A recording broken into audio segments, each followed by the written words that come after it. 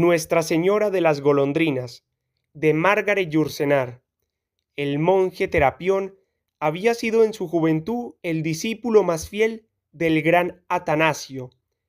Era brusco, austero, dulce tan solo con las criaturas en quienes no sospechaba la presencia de demonios. En Egipto había resucitado y evangelizado a las momias. En Bizancio había confesado a los emperadores que había venido a Grecia obedeciendo a un sueño, con la intención de exorcizar a aquella tierra aún sometida a los sortilegios de Pan. Se encendía de odio cuando veía los árboles sagrados donde los campesinos, cuando enferman de fiebre, cuelgan unos trapos encargados de temblar en su lugar al menor soplo de viento de la noche.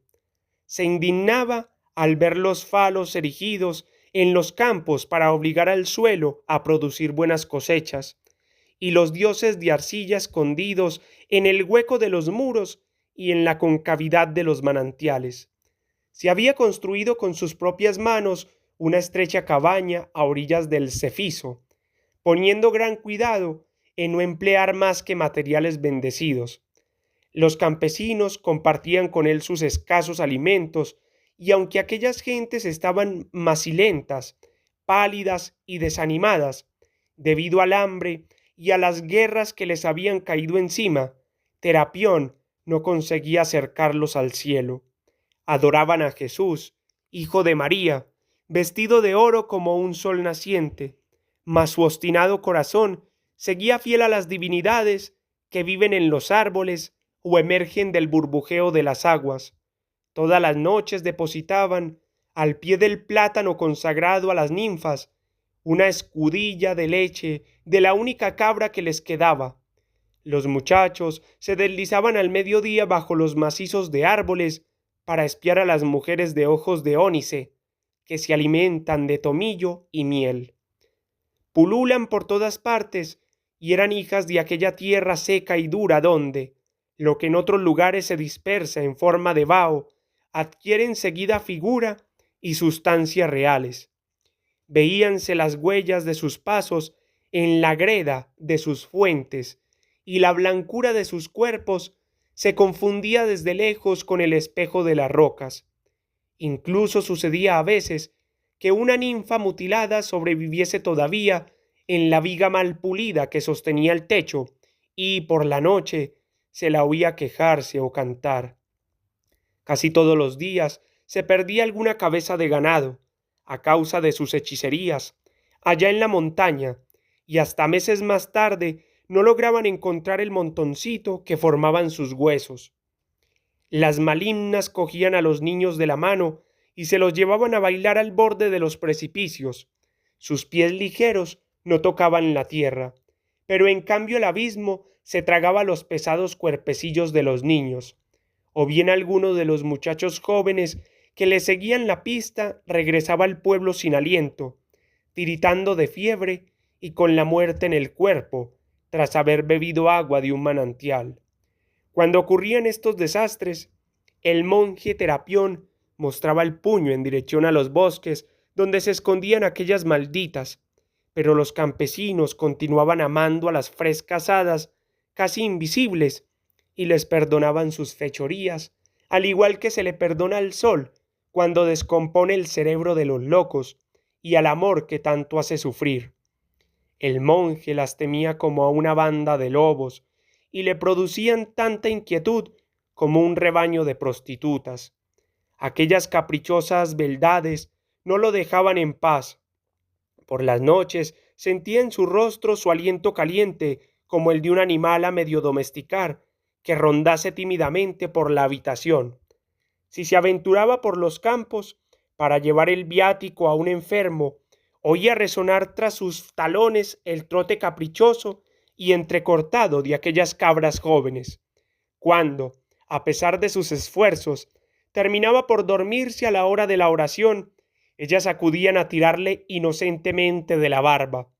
No trataban de seducirlo, pues lo encontraban feo, ridículo y muy viejo, vestido con aquellos hábitos de estampeña parda, y, pese a ser muy bellas, no despertaban en él ningún deseo impuro, pues su desnudez le repugnaba igual que la carne pálida de los gusanos o el dermo liso de las culebras.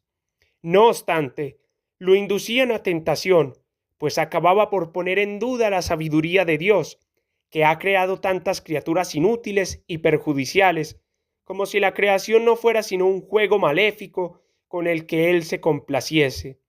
Una mañana, los aldeanos encontraron a su monje cerrando el plátano de las ninfas y se afligieron por partida doble, pues, por una parte, temían la venganza de las hadas, que se marcharían llevándose consigo fuentes y manantiales, y por otra parte, aquel plátano daba sombra a la plaza, en donde acostumbraban a reunirse para bailar. Mas no hicieron reproche alguno al santo varón, por miedo a malquistarse con el Padre que está en los cielos, y que suministra la lluvia y el sol. Se callaron, y los proyectos del monje Terapión contra las ninfas viéronse respaldados por aquel silencio.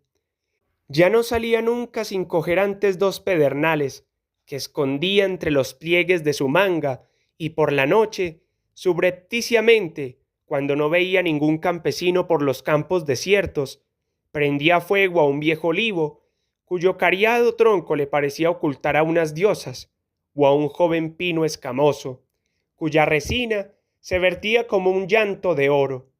Una forma desnuda se escapaba de entre las hojas y corría a reunirse con sus compañeras inmóviles a lo lejos como corzas asustadas, y el santo monje se regocijaba de haber destruido uno de los reductos del mal.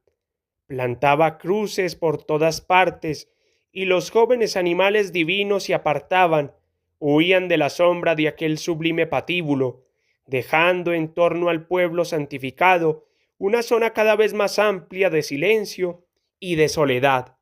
Pero la lucha proseguía pie tras pie por las primeras cuestas de la montaña, que se defendía con sus zarzas cuajadas de espinas y sus piedras resbaladizas, haciendo muy difícil desalojar de allí a los dioses. Finalmente, envueltas en oraciones y fuego, debilitadas por la ausencia de ofrendas, privadas de amor desde que los jóvenes del pueblo se apartaban de ellas, las ninfas buscaron refugio en un vallecito desierto, donde unos cuantos pinos negros plantados en un suelo arcilloso recordaban a unos grandes pájaros que cogiesen con sus fuertes garras la tierra roja y moviesen por el cielo las mil puntas finas de sus plumas de águila. Los manantiales que por allí corrían, bajo un montón de piedras informes, eran harto fríos para atraer a lavanderas y pastores. Una gruta se abría a mitad de la ladera de una colina y a ella se accedía por un agujero apenas lo bastante ancho para dejar pasar un cuerpo.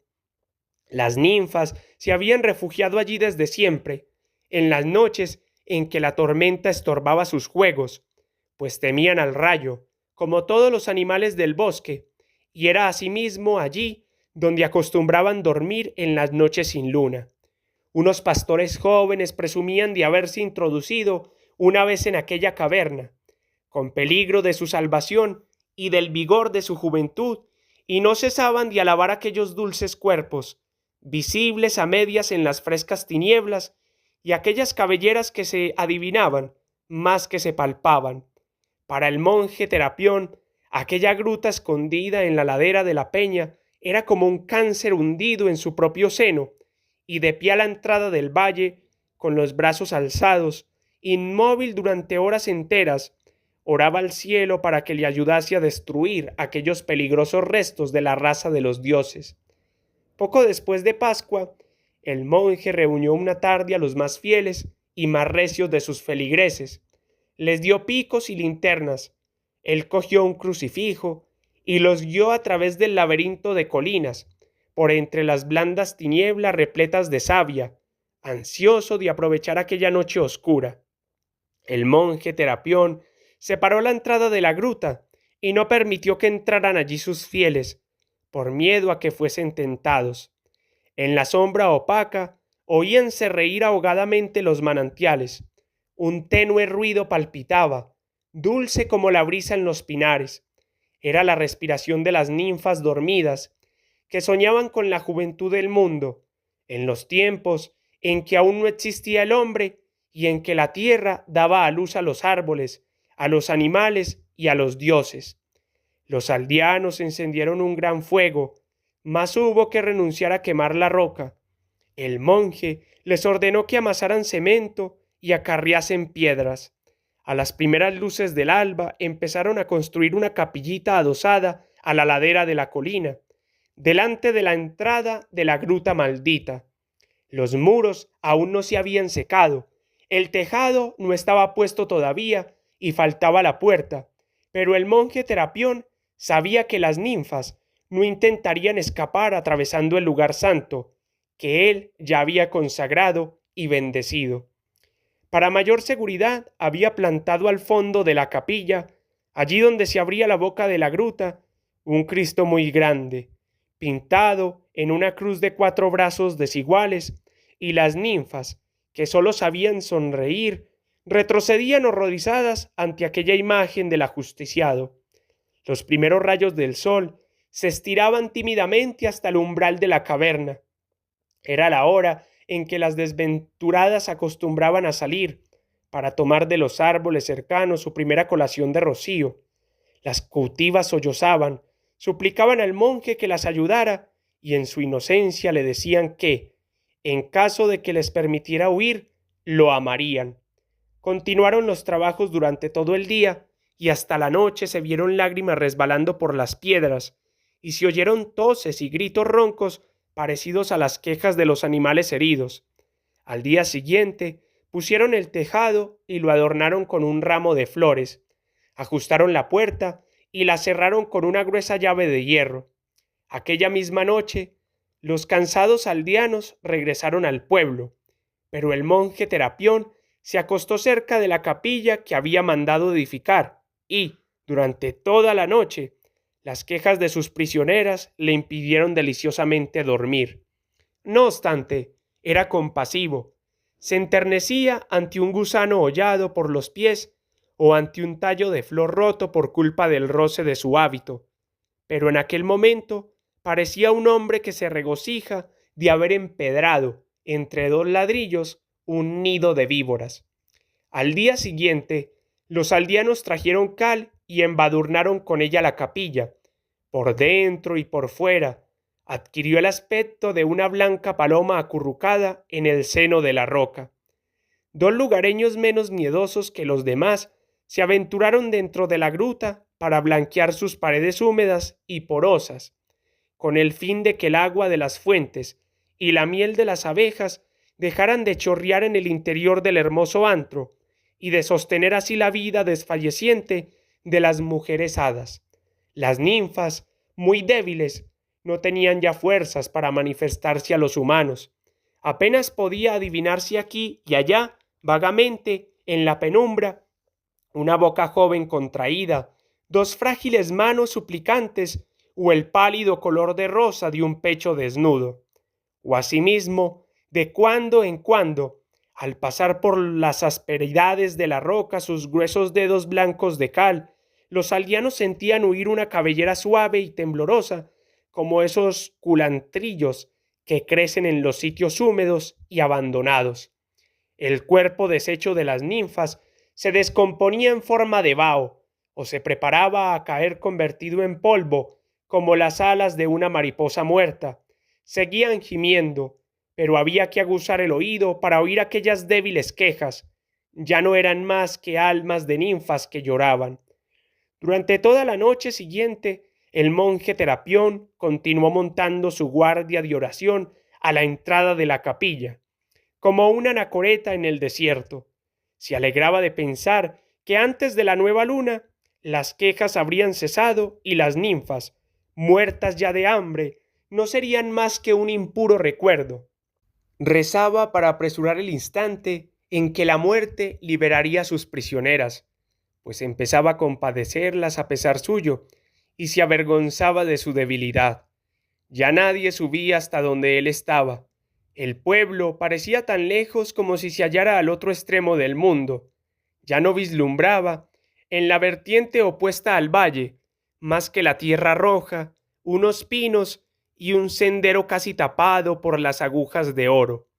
Solo oía los estertores de las ninfas, que iban disminuyendo, y el sonido cada vez más ronco de sus propias oraciones. En la tarde de aquel día, vio venir por el sendero a una mujer que caminaba hacia él, con la cabeza baja, un poco encorvada.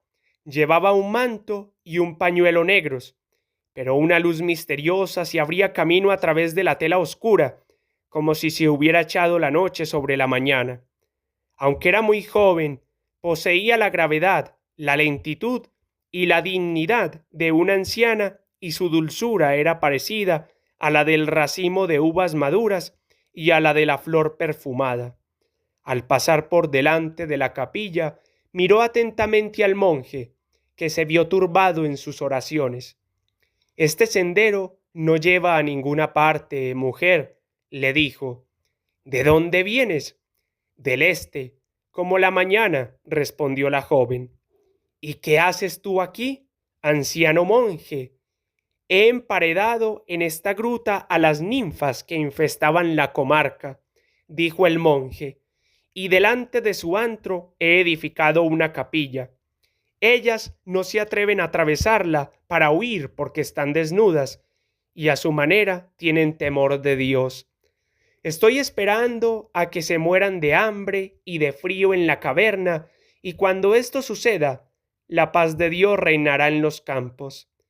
«¿Y quién te dice que la paz de Dios no se extiende también a las ninfas, lo mismo que a los rebaños de cabras?», respondió la joven. «¿No sabes que en tiempos de la creación Dios olvidó darle alas a ciertos ángeles que cayeron en la tierra y se instalaron en los bosques, donde formaron la raza de Pan y de las ninfas? Y otros se instalaron en una montaña, en donde se convirtieron en dioses olímpicos. No exaltes, como hacen los paganos, la criatura a expensas del Creador, pero no te escandalices tampoco de su obra, y dale gracias a Dios en tu corazón por haber creado a Diana y a Apolo». «Mi espíritu no se eleva tan alto», dijo humildemente el monje. «Las ninfas importunan a mis feligreses y ponen en peligro su salvación, de la que yo soy responsable ante Dios, y por eso las perseguiré aunque tenga que ir hasta el infierno. Y se tendrá en cuenta tu celo, honrado monje», dijo sonriendo la joven.